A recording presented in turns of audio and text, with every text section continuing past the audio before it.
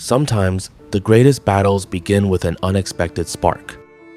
On a rainy night in 1954, in the dark city of Louisville, a 12-year-old boy was crying tears of pure rage.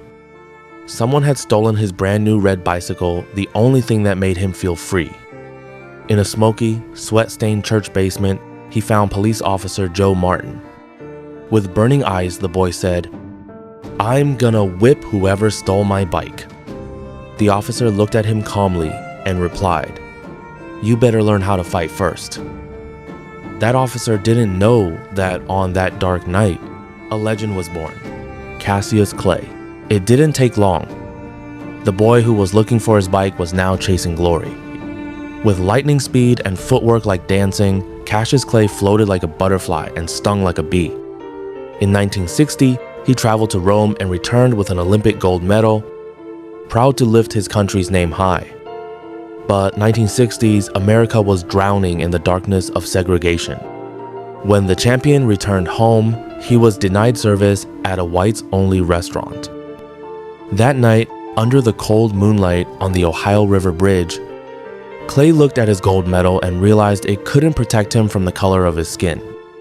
With sharp features and silent rage, he tossed the medal into the dark depths of the river, declaring war on the system. In 1964, nobody believed in him against the terrifying world champion, Sonny Liston. But Clay shocked the world, forcing the giant to quit. He didn't just want to be a champion in the ring. He wanted to be the master of his own destiny. Days after the fight, he stunned the world by announcing his conversion to Islam and changing his name. He stood before the media with pride and said, "I am Muhammad Ali. I don't have to be what you want me to be." This announcement was an earthquake to America. The beloved champion suddenly became public enemy number one to the media and politicians. But he smiled with confidence in the eye of the storm. He had found his faith and true identity, and he was ready to pay the price. In 1967, the ultimate test of his faith and principles arrived. America was waging a brutal war in Vietnam and drafted the world champion to join. But Muhammad Ali refused, with a voice that shook the White House, famously saying, "I ain't got no quarrel with them Viet Cong. They never called me nigger. They never lynched me." The system's retaliation was swift and merciless. He was sentenced to prison, stripped of his world titles, and banned from boxing in the absolute prime of his youth and strength.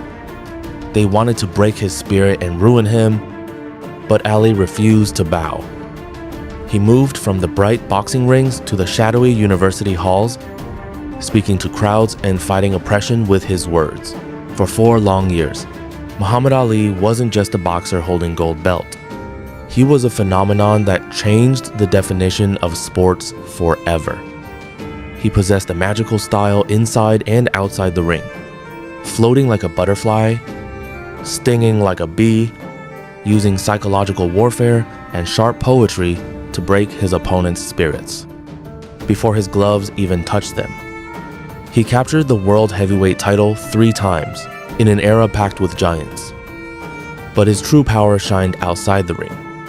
He became a voice for the voiceless, a symbol of the civil rights movement, and a beacon of hope for millions of Muslims and Black people worldwide.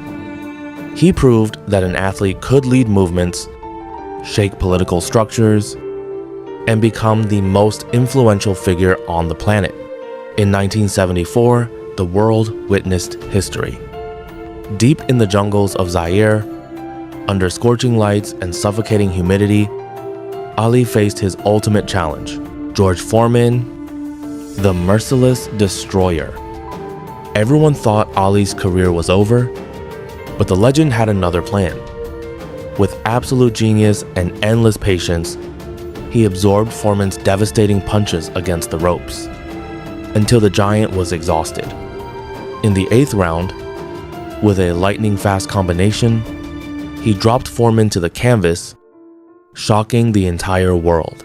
He reclaimed his belts, took back his throne, and proved that principles never die. He wasn't just a champion. He will always be the greatest. Muhammad Ali left the ring, but he left behind an eternal lesson for humanity. Your true value is not measured by the titles or wealth you hold, but by the principles you defend when everyone else abandons them. The greatest taught us that the real defeat is not falling down, but staying down and giving up. His story tells us that chains were made to be broken, and that faith in oneself and identity can defeat the most powerful systems. In a world that constantly asks you to compromise your values, always remember Ali's words. He who is not courageous enough to take risks will accomplish nothing in life. So be courageous and write your own history